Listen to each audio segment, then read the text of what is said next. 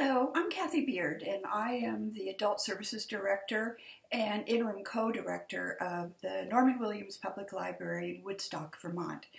And I'd like to talk to you today about reading in the time of coronavirus. I know we all have lots of time on our hands, and you don't have to feel guilty about being caught reading during the day now, which is a good thing. You have plenty of options, actually. You can download audiobooks and ebooks from your local library. All you need is a library card. In our library, if you don't have a card, you can contact us and we will get you one. There's Project Gutenberg, which has a lot of free downloadables. They mainly concentrate on classics.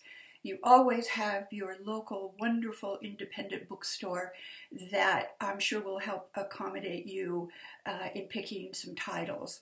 But for today, I just wanted to talk about what I'm doing, which is I'm reading something that's near me. I have lots of books on my shelves and this stack of books on my nightstand. So, and there are even more upstairs. Now, you might think that I knew this time of pause was coming, so I brought in all my books, but that's not true. These books, this number of books, seems to be always on my nightstand.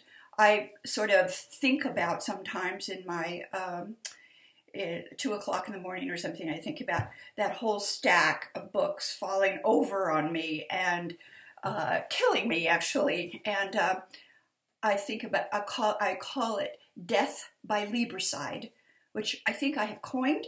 Perhaps I haven't, but you may use it, that's that word if you would wish. So also, if you've got classics or fun books that you would really like to reread, now is the time to do it.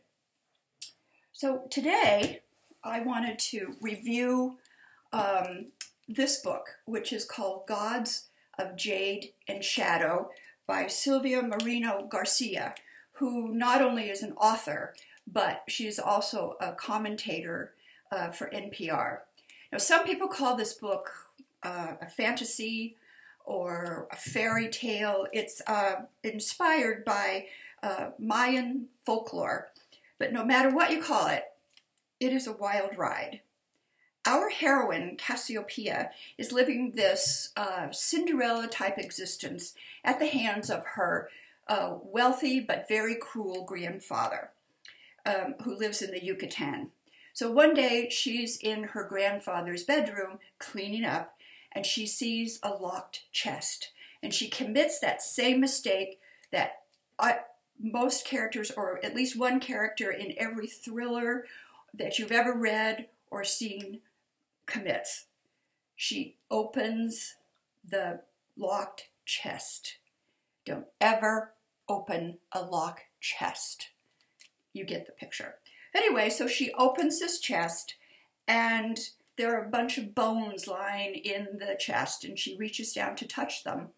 And one bone is very sharp, and it embeds in her thumb, which causes her a great deal of pain, and also she bleeds onto the bones, which at that point arise from the chest, assemble themselves and in the correct position, and end up being this tall, very striking man. He's very imposing, and at that point you meet the Lord of Death, who is Hun Kame, and he is the Lord, or was the Lord, of the underworld, which is called Xibalba. He was deposed from his throne by his twin brother, who proceeded to chop our hero up and put him away for eons. But now he has recovered, and he is on his way to reclaim his throne. But he has to have the help of our Cassiopeia in the land of the living. And I want to read to you exactly what he tells her. "Let me explain something to you," he says. "This shard of bone in your thumb is a tiny part of me. Every moment that passes, that nourishment, that life flows out of you and into me. You will be drained entirely. It shall kill you unless I pull the bone out. So you must come with me to help me. Thus begins the quest. Our heroine is forced to accompany Hunkame on his journey to recover the throne. And how will it end? It's not how you expect it to end. So that's my review of the day. We've got all these books to go through. So thanks for listening. I wish you all well. Stay connected with your friends and happy reading.